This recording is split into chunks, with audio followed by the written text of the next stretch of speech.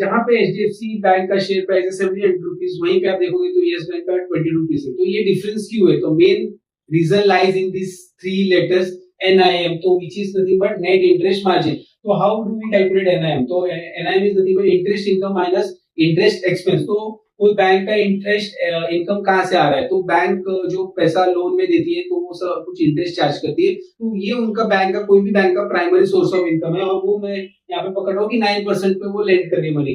Interest expense क्या है फिर? तो जो लाइक नॉर्मल पर्सन जो बैंक में पैसा रखता है in terms of current accounts और सेविंग अकाउंट, कासा, ठीक है, तो कासा के ऊपर भी हमने डिटेल वीडियो बनाया, वो आप डेफिनेटली चेक कीजिए।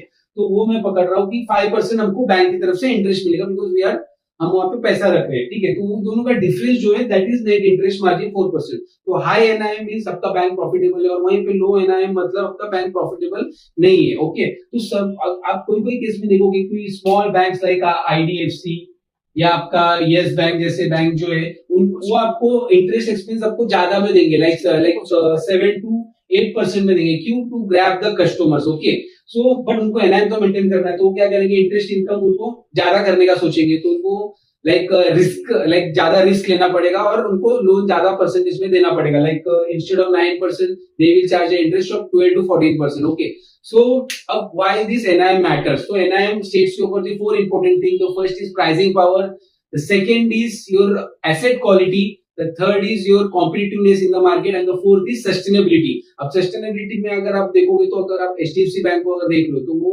ओवर द ईयर 3.5 to 4% में उन्होंने NIM को मेंटेन करके रखा है, which is a great thing। और वहीं पे आप यस बैंक को देखोगे तो बीच में बैंकरप्ट भी हो गई थी, and it has given a early sign off, like आप देखोगे उसका NIM तो वो 1.8 to 2% तक आ गया था। Okay, so for the good sign for any bank is like high NIM over the long period of time, and at the same time low NPA. Low NPA is nothing but a bad loans. So thank you.